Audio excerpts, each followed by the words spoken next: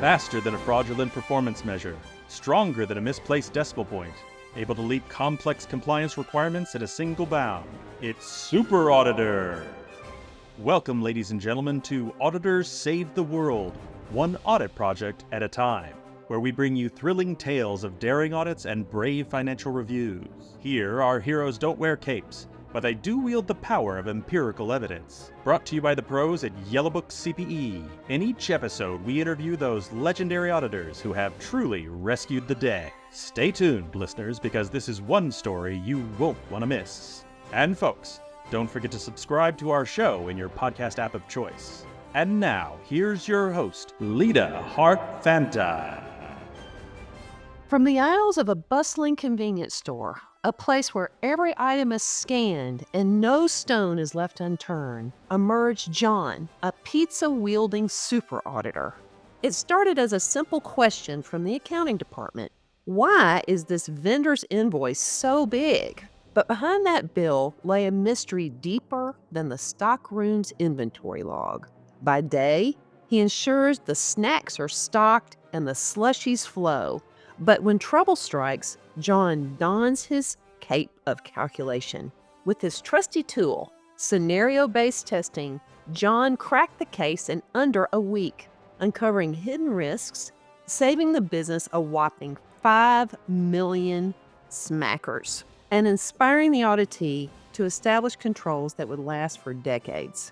He's not just crunching numbers, he's reshaping futures, one soda at a time. Stay tuned for another thrilling tale of audit adventure. The way that this project came about, it was one of my favorite ways that a project comes about. It's at the request of the business. Oh, nice. I love projects that are at the request of the business, because that means that they trust us in providing that advisory service to them, and they actually came to us with, it was a concern with a vendor that we had, that the expenses with that vendor were getting quite high. And they wanted to just double check, are things correctly?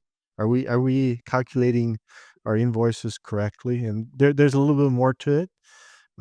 So basically, it was the accounting group had reached out to us, and we started looking at that relationship with the vendor. And I'll put it in general terms, not too specific here, but so it's a vendor that we were using to help us sell certain types of product within our stores. Okay. Can you disclose where you're working? Is that okay for you? Okay. Yeah, I can probably say that. Yeah. So yeah, it's something that happened here at my current company, Casey's. Okay. So basically, two types of main products that we do sell, and we're using this vendor to help us accelerate the sale of those type of products. And what happened was, basically 80% of the sales that we have were of product A, about 20% of product B. The commission for the vendor based on the sales are lower for product A, because product A is a product that has much higher demand. So about 80% of our sales in that category. And for product B, the commission was a little bit higher, because we wanted to drive that business growth in that specific product. What we noticed as part of our project, so we had a request from our accounting group. Things are getting a little bit out of control. What's going on with this relationship here? So what I decided to do, which was one of my favorite audit methodologies, and I encourage every auditor out there to use this methodology, it's what I call scenario-based testing. Okay. Great. So instead of like testing the data, Okay. you go there and you become the customer yourself, and you're able to test real data on stuff that happened with you, and which is what I did. So I purchased product A and I purchased product B. Okay. And then I kept the receipts for both purchases. Yeah. And then I had access to the vendor portal to see how my transaction looked on the back end. Ah. Surprisingly enough, product A, which had the lower commission, was being categorized as product B with the higher commission. And Whoa. product B with the higher commission was being categorized as product A with the lower commission. So the volume that we had on the product that we sold the most had that lower commission. So it was a mismatch. So we were paying a higher commission on the one that had the higher volume, Higher volume. and a lower commission on the one that had the lower volume, Wow. instead of vice versa. And that was an instant, just from that one transaction, and just from finding that, the business was able to get $150,000 back just from transactions that we knew from the previous month. Oh, just a month's worth. Oh, no. How long were they? Yeah, Were they doing it on purpose or was it a boo-boo? that is a great question, Lita. I have Oh, my I oh, have my everybody has doubts. that. I have my doubts. So, Okay, uh, okay. and then so just from that 1 month, and then when you extrapolated the data, Oh, boy. because there's, like, there's seasonality. So certain periods of the year we're selling more products versus others, right? In the winter we sell a little bit less because there's less traffic. In the summer we sell more because there's more traffic. So extrapolating that data for an entire 12-month period, the difference when we calculated was over $5 million in savings.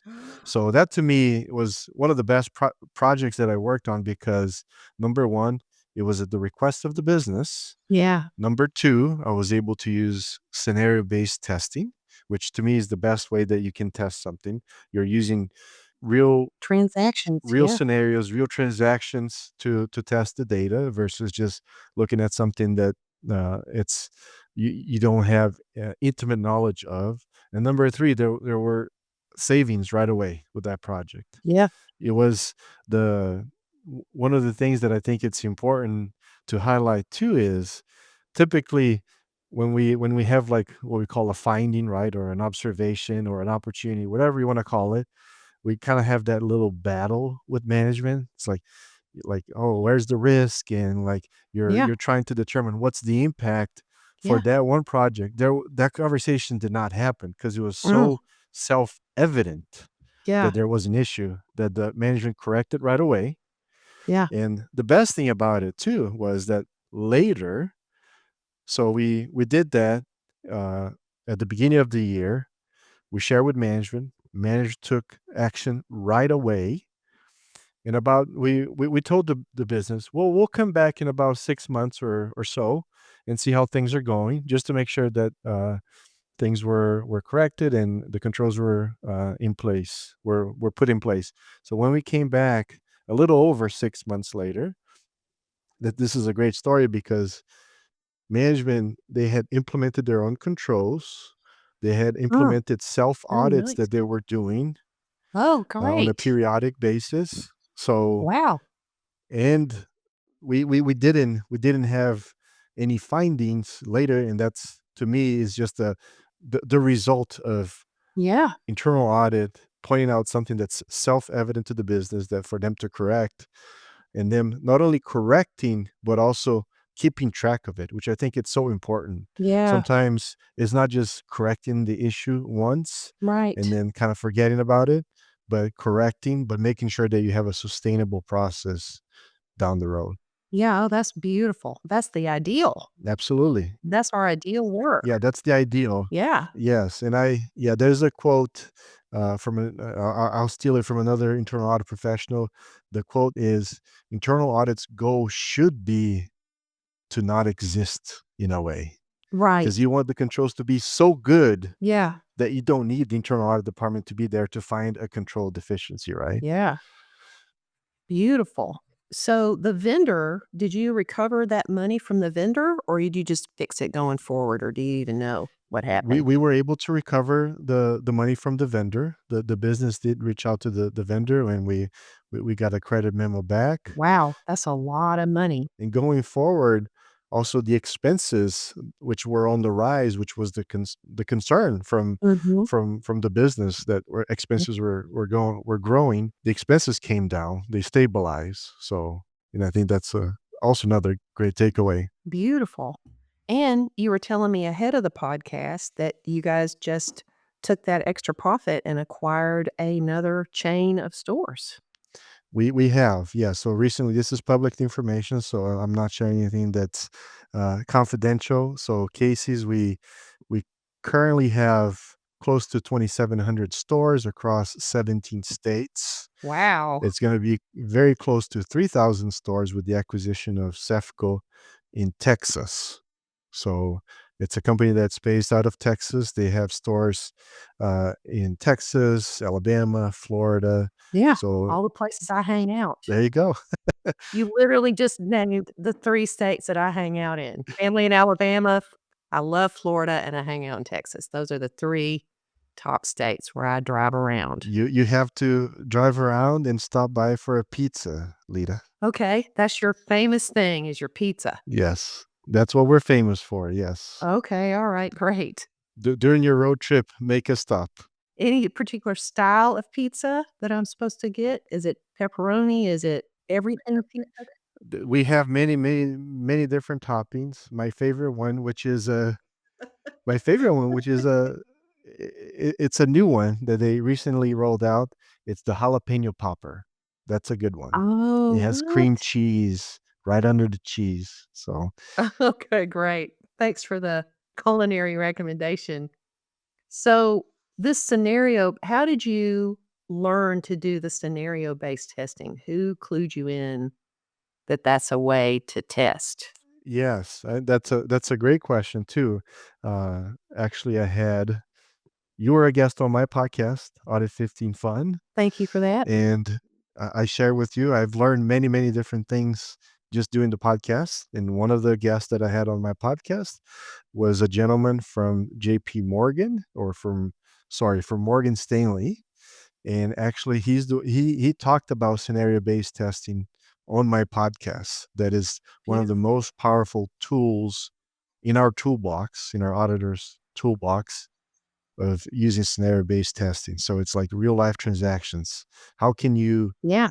actually experience the transaction yourself? Mhm. Like whatever business you're in, right? That's Mhm. obviously going to depend on the business. So we're in the convenience retail business. So I can go to a store and purchase something and then look on the back end. How does that transaction, how does that purchase look like? Which is what I did in this scenario. Yeah. But for different industries, maybe you work in a bank, Make a deposit. and then you can look at the bank account opening process or Mhm. whatever it is. Just be creative, right?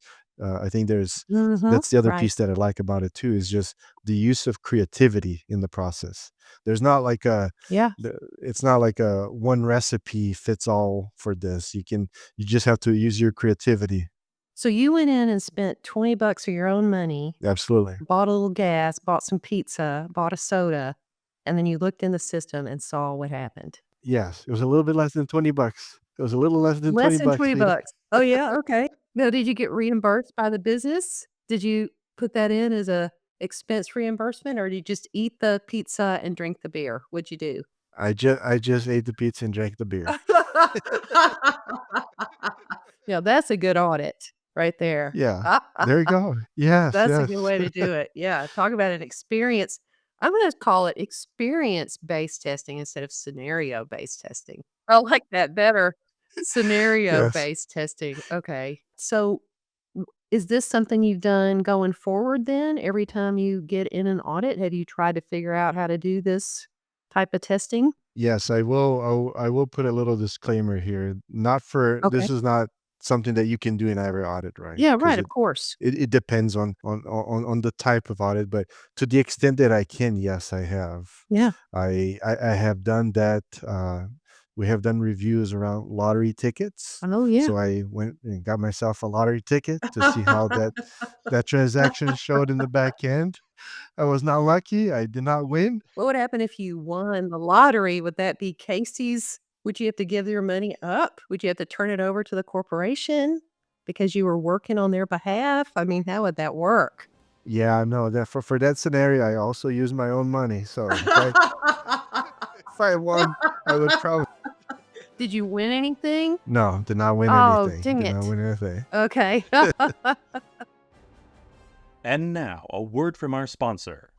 Today's episode is brought to you by Yellowbook-CPE, the heroes behind the jumbo bundle of self-study courses. With a 1-year subscription, you get access to over 170 hours of top-notch CPE content. Dive into thrilling tales of agile, IT auditing, fraud, and internal controls. All courses carry NASBA's quality seal, so you know they've got the superpower of trustworthiness. Just click the link in the description to sign up. And now, back to our story. How long was your cycle time on this project, since that was probably the first Yes. procedure you did? And thank you. Yeah, thank you for asking that, because that's actually to me another great story about this project. Okay. It was at the request of the business, immediate, self-evident observation, Yeah. and it was very fast. It was less than 40 hours for the entire project from beginning to end. No. So we started the project. I did the transaction on a Monday. Yeah. By Friday, we were done with the project. We already had the findings or the observations. Wow. And like I mentioned at the beginning, it was an advisory project, right? And those are my favorite ones. Okay, Not an yeah. assurance project, which another disclaimer here too. For Okay. advisory projects, there's a little more flexibility Yeah. on The standards and all that stuff. Right. documentation, all that process of planning, fieldwork, reporting. So there's a ton more flexibility there. All we did was we just had a work paper together. We reviewed the testing to make sure it made sense. Mm-hmm. It made sense. We shared that with the business. We communicated. The business took action. And by Friday of that week, we were done and moving on to the next project. Oh, man, that's beautiful. That is beautiful. When you say we, how many people ate the pizza with you? How many people? Two Two people. Okay. Two people. Yourself and? Myself as the manager on the project and one staff. Gotcha. Okay. Did you make the staff get their own money out of their pocket and buy pizza too? I did. I did ask them to help with the project. Okay. Uh, So nice. So Monday, y'all had a little pizza party. And then Tuesday, you looked at the data, wrote the report on Wednesday.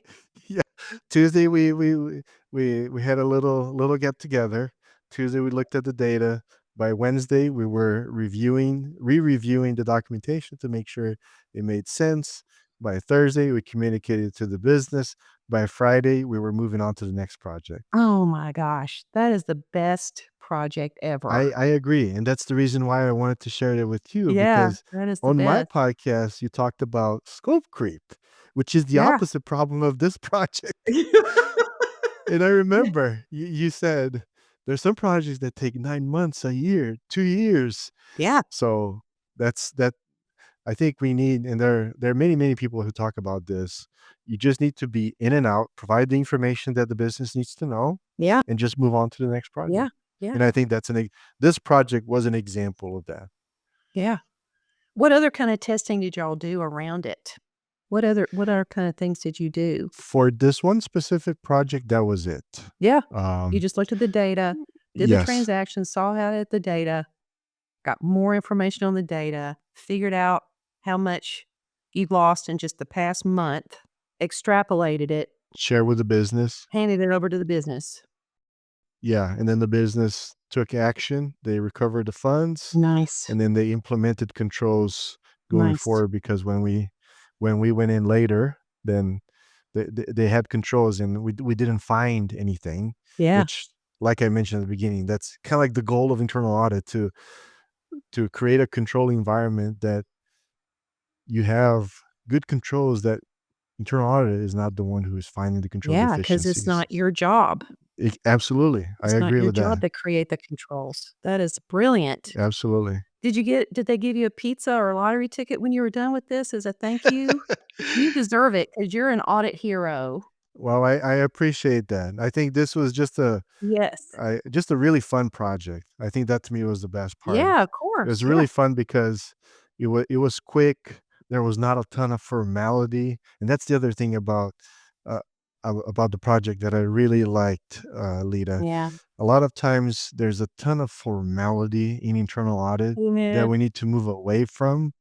Like you need to have Mhm. this meeting, and then you hit the follow-up Entrance meeting. conference, exit conference, check-in, planning memos, risk assessment. You just got right to the pizza, bud. There you You go. just went right to the Yes. pizza. So sometimes it becomes a ritual, right? I think, and that's the thing that I think as a profession we need to kind of move away from, instead of like having our process be a ritual. Just what are we trying to achieve, right? Just define that from the beginning, see if you can achieve that, and then Brilliant, move on after you're done. brilliant. Well, if I was with you, I'd buy you some pizza. There you go. I'd buy you this jalapeno popper pizza. Hey, Yeah, hey, yeah. I'll be down there in Texas, and we can have one. Yeah, come on. Our pizza here is not as, we wanna have barbecue when you come down, okay? Hey, we have barbecue pizza too. Oh, oh, okay. Oh, we're eating at Cefco. Okay, I see what's happening. Yeah. Okay, that'll work. And then we'll go get some barbecue, real barbecue. What do There you you go. think? Okay, Okay, all right, all right, all I'll right. accept that. Thank you for being on today. That was a great story. Yes, Really thank good you. Thank story. you so much, Lita, for doing this. Yeah. And like you mentioned at the beginning, you're doing this to kind of share positive stories with the community, which I think Yes. it's just a great idea, because a lot of times, and that's the other thing, internal auditors, sometimes we just focus on what's wrong, on what's negative, Right. pointing fingers. And I think Yeah. this is the right approach, just focusing on the positive things that internal audit is doing and highlighting those things Yep. across the profession here. I'm glad you see that. That's what I wanna do. I just want this to be uplifting and encouraging to our profession because it's a tough job. It is a tough job. And We tell people things they don't wanna hear. When things go wrong, people blame us. Sometimes we work all by ourselves. We don't even have anybody to have beer and pizza with. We're just doing it by ourselves. you're right. And I think it's an opportunity here to give some credit to the profession, because sometimes Yeah. people may not listen to us and may not pay attention to what we're saying, but Right. our profession is very important. And Yeah. I think just highlighting the positives here is really, I think it's Yeah. the right approach. And And your podcast does that too. Audit Fun. How long have you been doing that podcast? so I've been doing the podcast for just over 3 years now. So I started Yeah. October of 21, and I'm getting close to Wow. episode 200. So uh, Wow. uh, I Wow. I hope you have 100 plus 200 episodes as well, because I do want to hear the stories that you're going to be uh, Yeah. hearing from the community, the positive stories. Yeah. There's some really good ones so far, and yours is great. I love it. $20 investment, $5 million savings. There you go. And pizza in your What belly. kind of ROI is that? That's incredible. Yeah. Thank you, John. Thank you. Thank you, Lita. Thank you, brave listeners, for joining us on this adventure. We appreciate your loyalty. Take a moment to subscribe and share this podcast with all your audit allies. And don't miss out on Yellowbook-CPE's upcoming webinars. Because every superhero needs their training, and Yellowbook-CPE offers continuing education that's relevant, convenient, and as thrilling as the fight for justice. Until next time, audit on!